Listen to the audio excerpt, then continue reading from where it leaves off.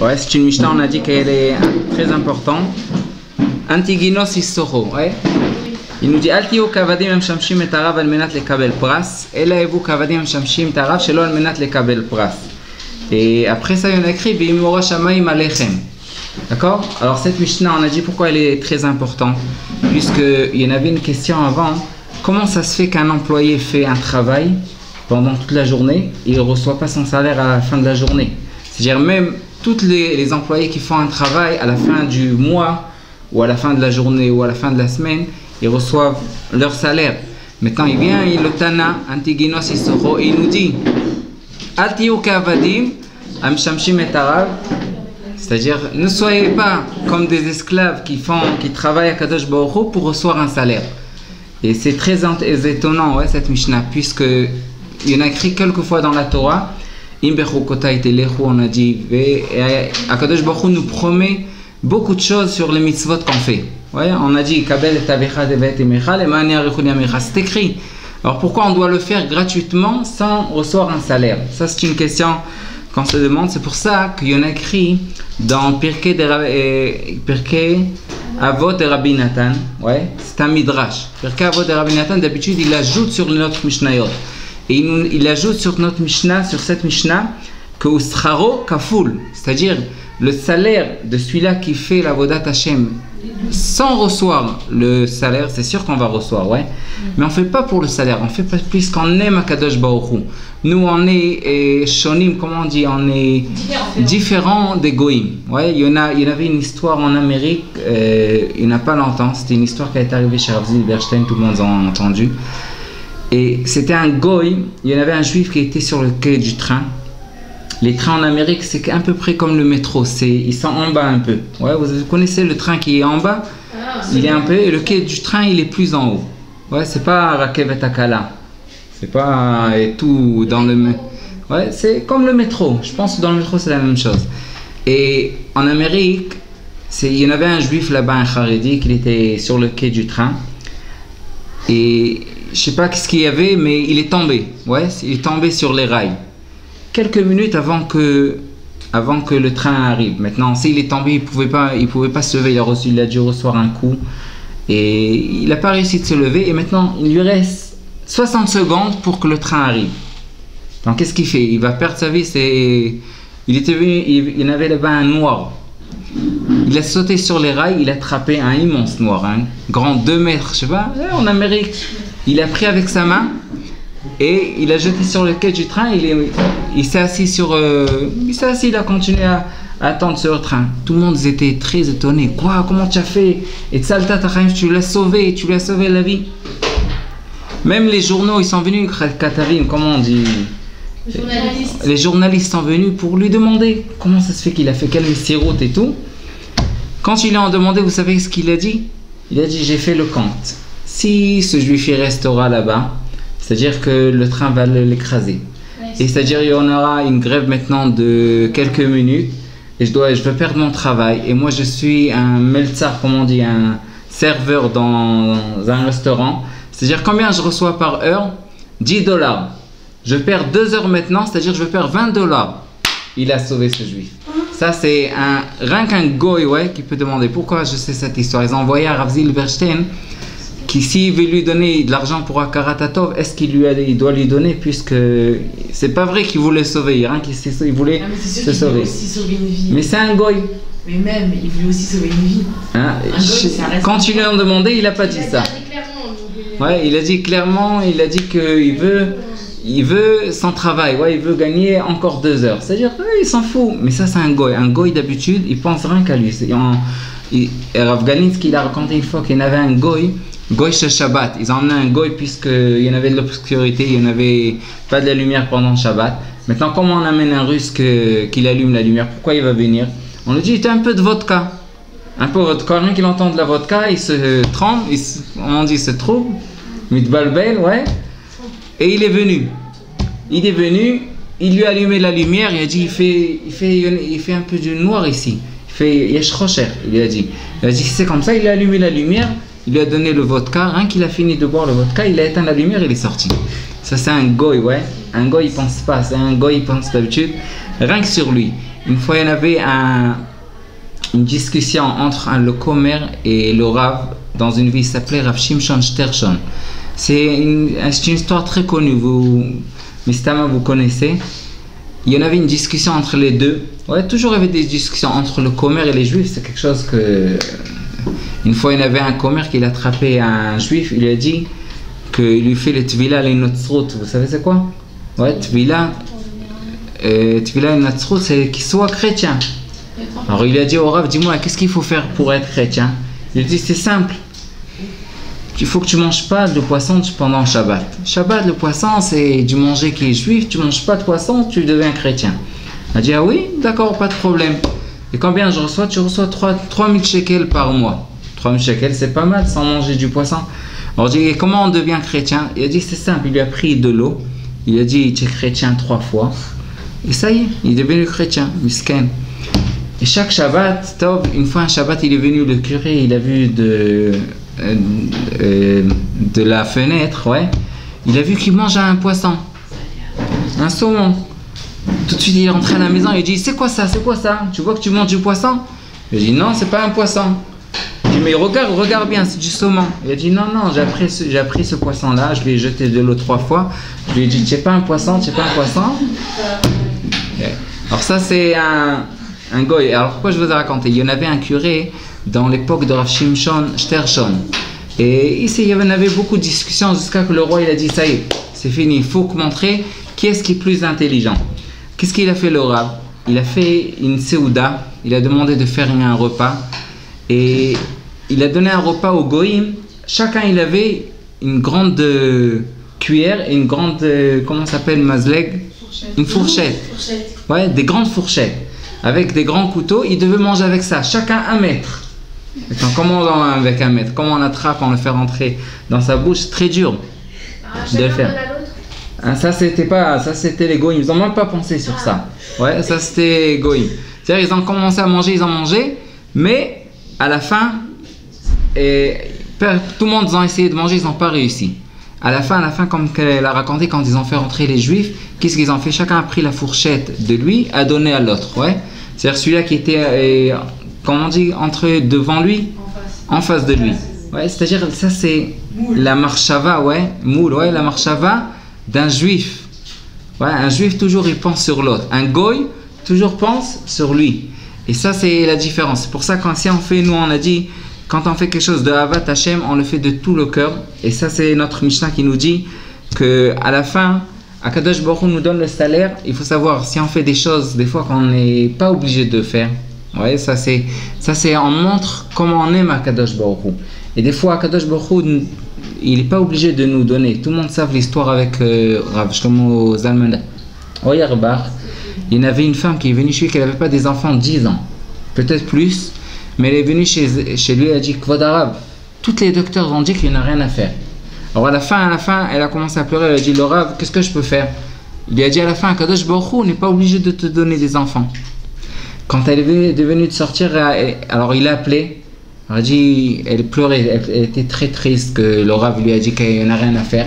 Mais à la fin, le Rav lui a dit comme ça, si tu vas faire quelque chose que tu n'es pas obligé de faire, Akadosh Baruch Hu, il va faire quelque chose qu'il n'est pas obligé de faire. Et jusqu'à aujourd'hui, elle s'en va dans des hôpitaux, on dit, dans des hôpitaux.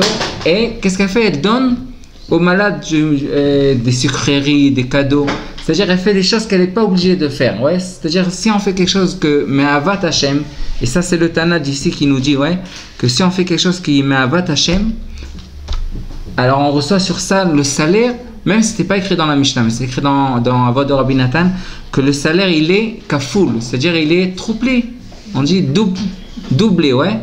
Il est doublé, c'est-à-dire le sachar on le reçoit, il est doublé, puisqu'on a fait ça rien que les Shem Shamayim. Il faut savoir, dans chaque mitzvah, ça dépend comment on est marchivim la mitzvah. Ouais. Il y en a des gens que la mitzvah elle vaut pas beaucoup. Ouais, il y en avait une fois dans la ville de Slotsk, du Ritbaz. Le Ritbaz c'était un des grands rabbanim.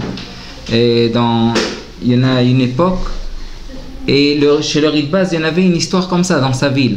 Il y en avait un qui était kofer. Comment on dit kofer en français? Quelqu'un qui n'était pas mamine. Ouais. Il n'était pas mamine, mais chaque soir, il faisait une promenade. Une fois, il est arrivé dans un magasin qui vend du poisson. Vous savez, le poisson, Erev Shabbat, Yom Hamishi, c'est plein d'habitude. Tout le monde achète Yom Hamishi, le poisson, Erev Shabbat. Et il est passé là-bas, il a vu que le vendeur fait sortir tous les clients de son magasin, il les fait sortir dehors. Alors il a dit, pourquoi tu les fais sortir dehors? Il lui a dit, maintenant j'ai un chiot, je m'en vais au chiot, même si ils m'attendent maintenant mes clients, je m'en fous maintenant, je dois doer, comme on dit, et je dois penser sur mon olam haba. Ouais, c'est-à-dire moi je dois penser sur mon olam haba. Alors lui il lui a dit, quel olam haba qu'il y en a? Il était un grand coffre. À la fin il lui a dit, dis-moi, tu fais sortir tous tes clients, tu perds ton argent pour ça. Il a dit, si tu veux, je peux te faire gagner encore un dinar, c'est-à-dire encore une sou. Je te vends mon olam haba. Et il lui a vendu son olam haba. Et il y en avait une histoire là-bas qui était niftar à la fin.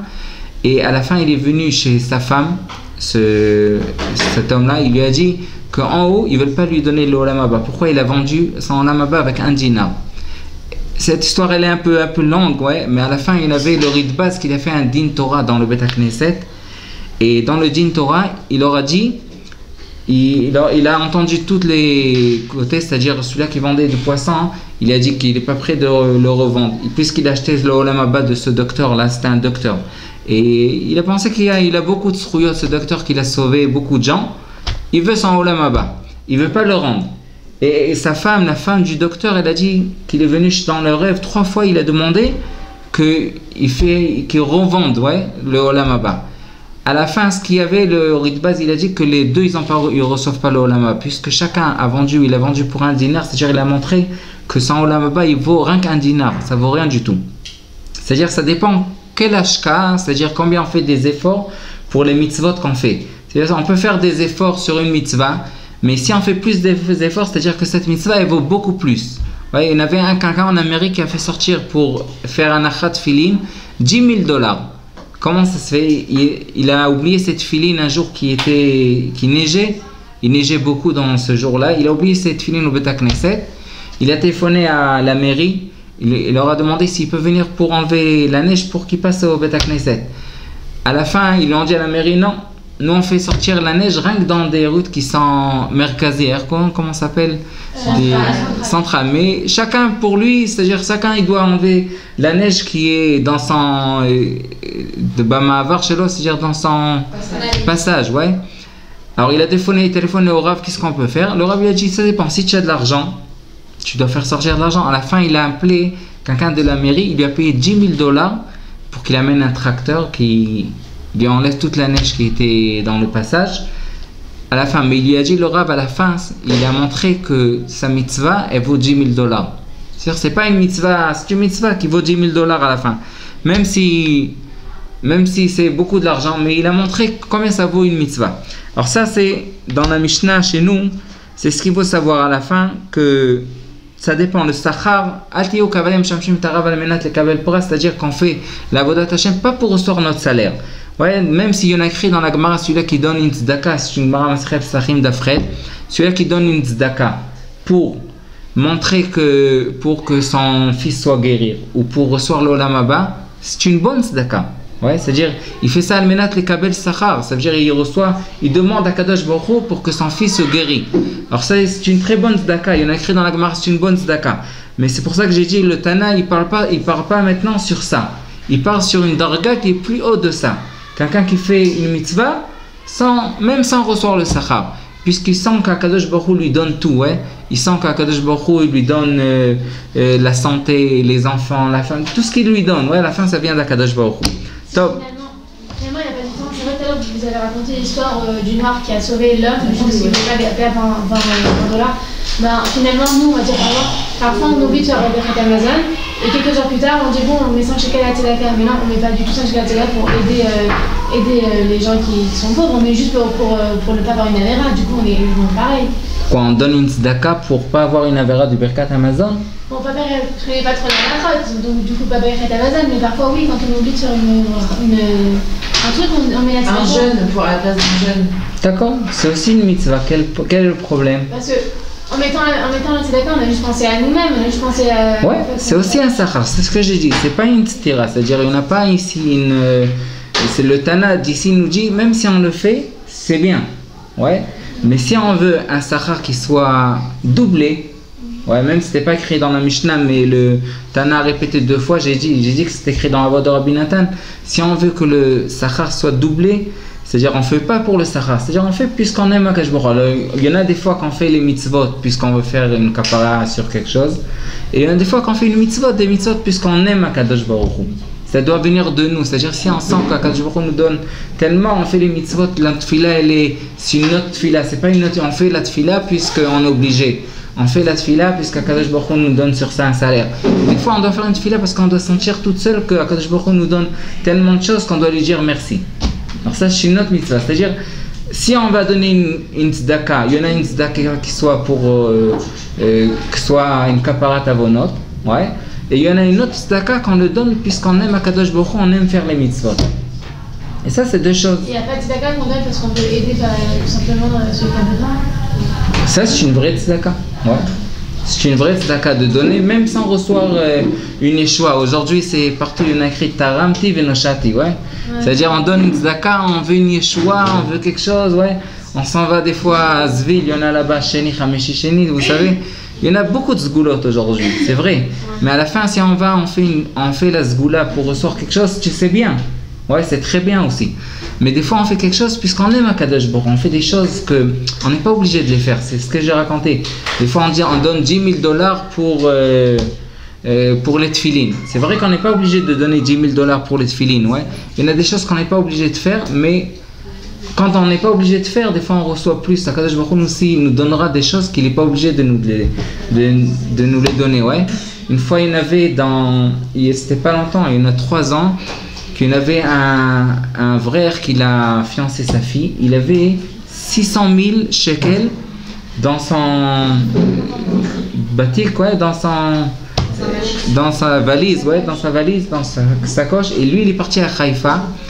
Et une fois, il a oublié tout l'argent. 600 000, ouais, c'est des alvaot qu'il a fait, il a prêté, il a ramassé beaucoup de l'argent. Il les a prêtés, il les a perdus dans un taxi. Quand il est arrivé à la maison, il s'est rappelé qu'il a oublié. Alors il a dit maintenant qu'est-ce qu'il fait? Il ne se rappelle pas c'est qui le taxi. Il n'a même pas laissé. Il a laissé rien qu'un numéro de téléphone qu'il a écrit sur l'enveloppe. Et maintenant ce taxi là, rien qu'il va voir cet argent, ça y est, c'est fini. Qu'est-ce qu'il va faire? Alors il est parti sans rave. Il a commencé à pleurer. Il a dit 600 000, c'est tout l'argent qu'il doit donner à sa fille. Comment il va la fiancer?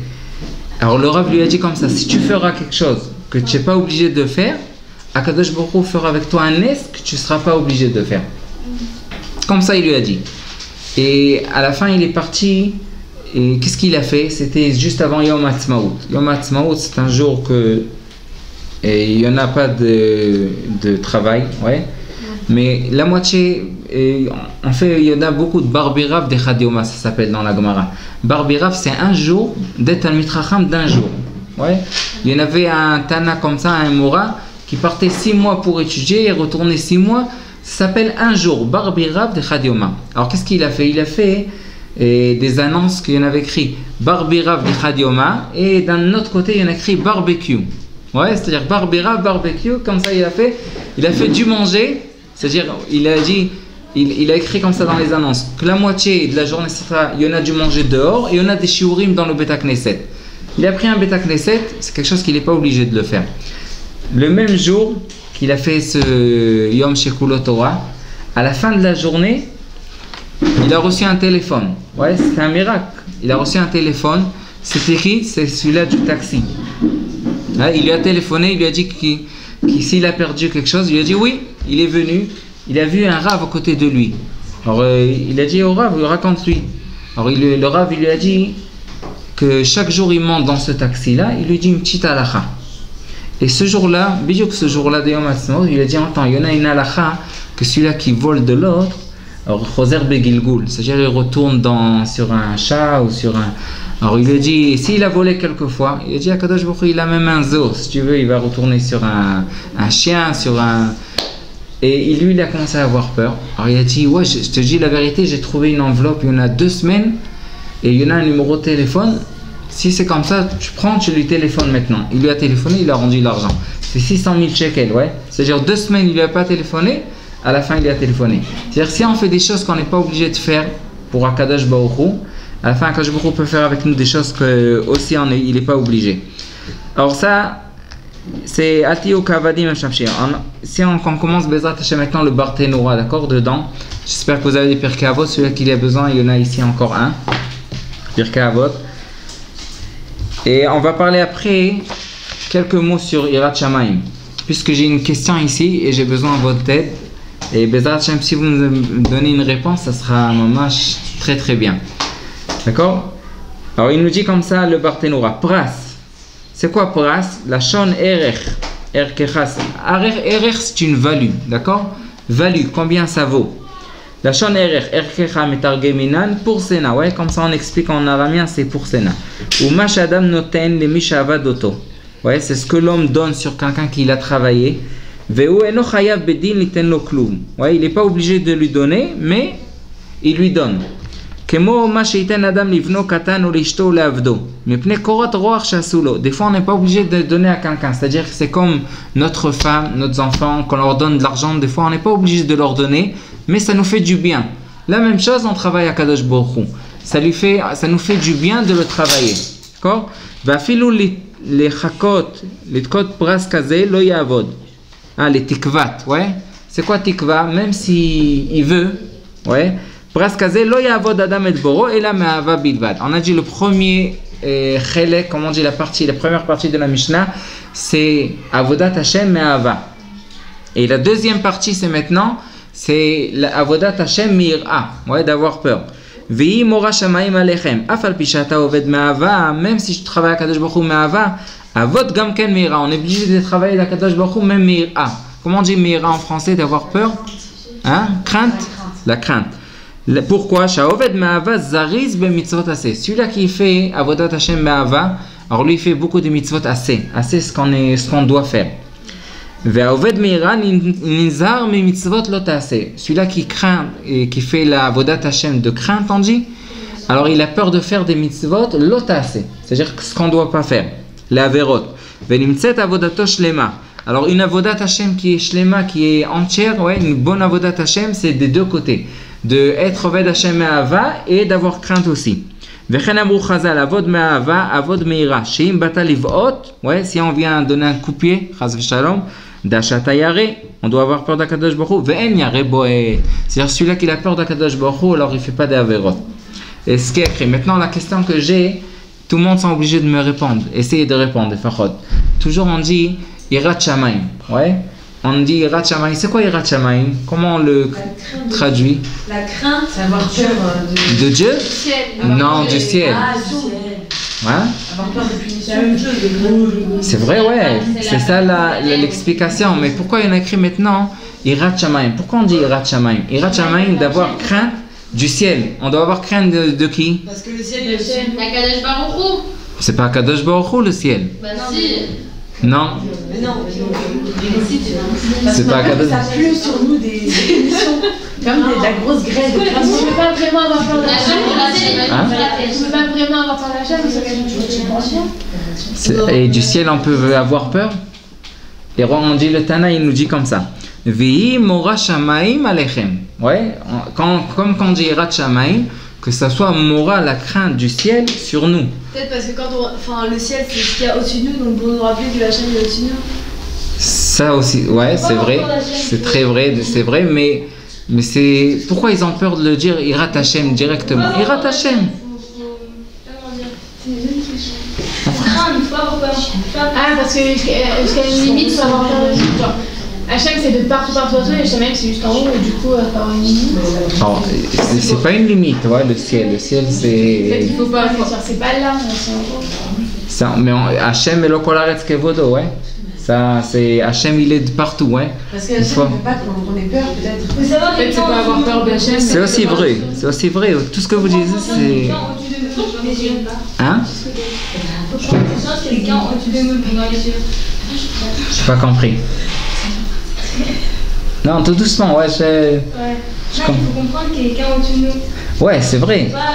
Pas avoir peur de Hachem, quoi. On n'a pas besoin d'avoir peur d'Hachem. Hachem ne veut pas qu'on a peur de lui. Mais il faut qu'on ait peur d'Averot puisqu'on sache qu'il est là, ouais.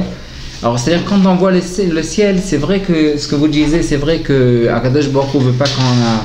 Mais Chazal nous dit, ouais, à la fin, on a dit En lo l'Akadosh Baruch Hu et la otsar shel yirat shamayim. C'est une Gemara dans Masechet Brachot Daf Vav, il y en a écrit En lo l'Akadosh Baruch Hu. Tout le trésor d'Akadosh Baruch Hu, c'est une yirat shamayim, ouais. C'est ce qu'il a dans le monde à la fin. Et cette yirat shamayim, c'est très important de savoir que. Moi, je vais vous expliquer, ça veut dire quoi yirat shamayim. Il faut savoir que Akadosh Baruch Hu, il est Melo Kol Haaretz Kevodo. Il est partout, ouais. Et une fois un Rav qui a demandé où il est Akadosh, celui qui va me dire où il est Akadosh Baruch Hu, eh ben il va recevoir un roubel. Comme ça, il a dit un dmour aux ses élèves. Alors il leur a dit, les deux élèves lui ont dit, si le Rav va nous dire où Akadosh Baruch Hu n'est pas, on va te donner 2. C'est-à-dire il est partout, ouais, à la fin. Et Akadosh Baruch Hu, il est où on le fait rentrer. C'est-à-dire de partout qu'on le fait rentrer, il rentrera. Ça, c'est Yirat Shamayim. Maintenant, pourquoi on appelle Yirat Shamayim? Il y en a 2 explications. La première explication, c'est comme que vous avez dit. Ici, chacun a dit à peu près. Et je vais expliquer. Mais je vais dire d'abord ce que vous n'avez pas dit, d'accord? Après, je vais expliquer ce que vous avez dit. Yirat Shamayim, quand Akadosh Baruch Hu a créé le ciel, ouais, dans la création du monde, Akadosh Baruch Hu, il a pris le Shamayim. C'est quoi Shamayim? Il y en a écrit dans Rashi. Esh Vemaim. C'est quoi Esh Vemaim? C'est l'eau et le feu. Alors maintenant, c'est 2 choses qui sont qui peuvent pas aller ensemble, ouais, puisque le feu éteint l'eau et l'eau avec le feu, ils peuvent pas marcher ensemble, ouais, ça se peut pas. Maintenant, il y en a écrit dans le Rashi comme ça. Puisque le ciel est fait Shamayim, pourquoi on appelle Shamayim? Esh Vemaim. Comment ça se fait qu'ils vivent ensemble en haut? La création du ciel, c'est du feu et de l'eau. Mais Akadosh Baruch Hu, il y en a écrit dans la Gemara qu'Akadosh Baruch Hu, Gar, vous savez c'est quoi Gar? Il a crié sur le ciel, il a dit Yerakia. C'est-à-dire, tu seras comme ça, le ciel, tu resteras comme ça. Et depuis ce jour-là, le ciel a continué à être le ciel. C'est-à-dire, jusqu'aujourd'hui, c'est de l'eau et du feu ensemble. Et de ça est créé le ciel. Et personne n'éteint l'autre, puisqu'ils ont peur d'Akadosh Baruch Hu.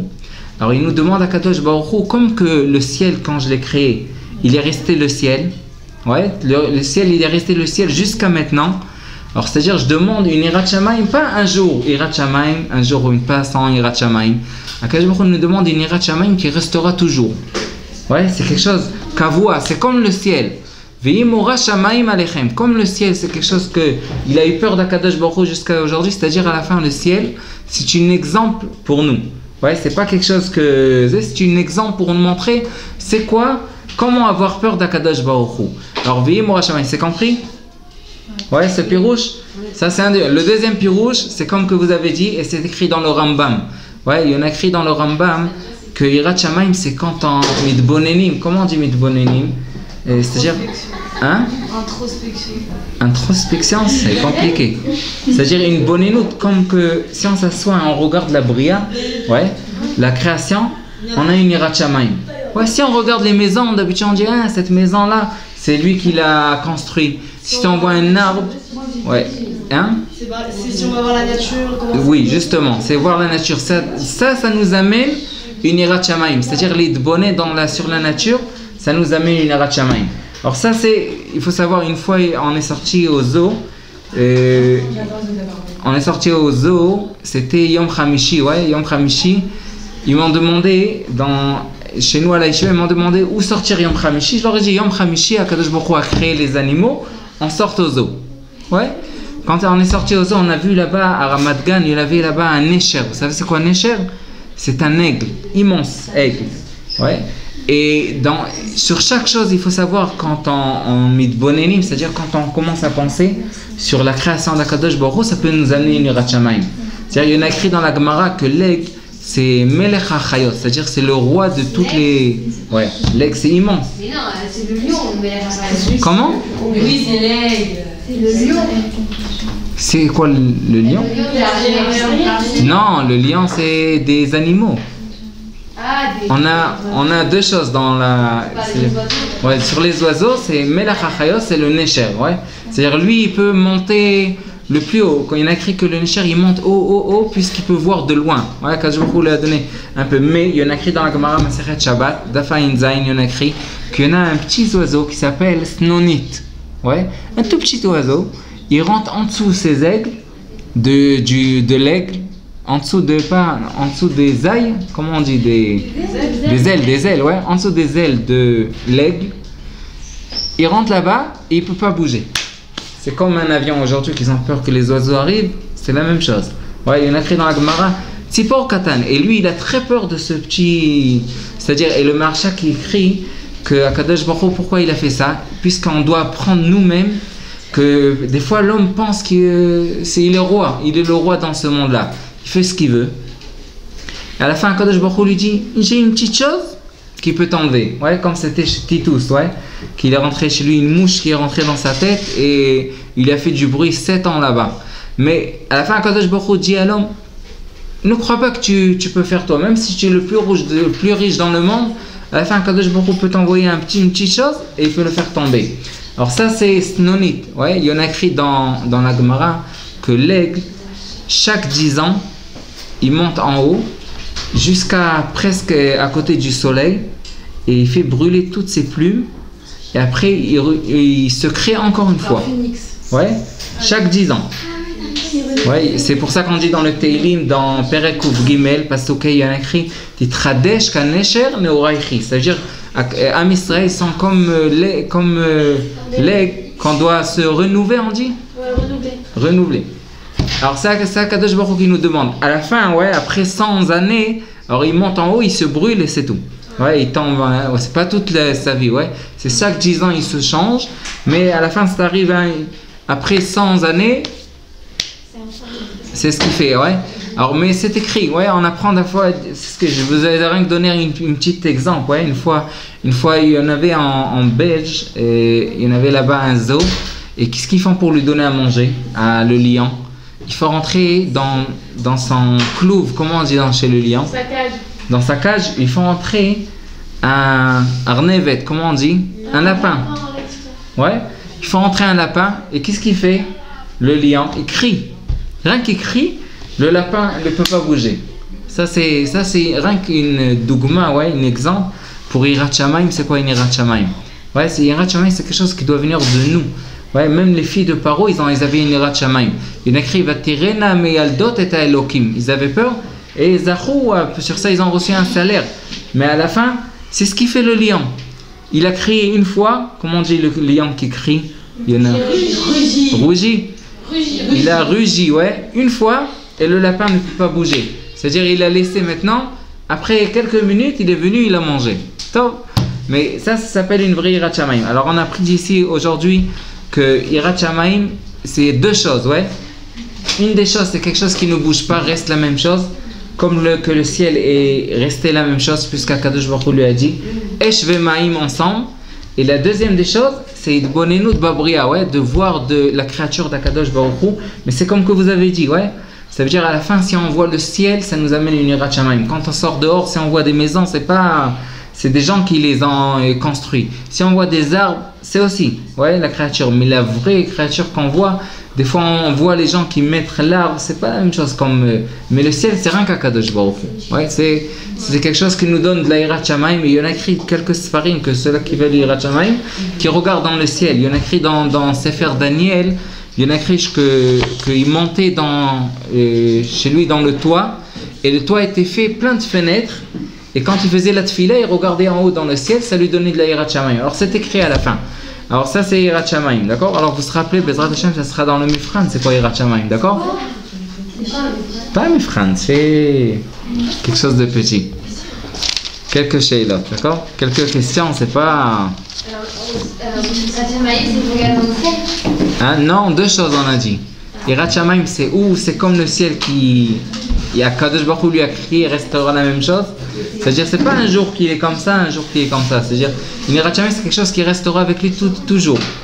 Et la deuxième des choses, c'est Idbonenu Babria, regarder la créature du monde, ça c'est une Chazak ou Baruch.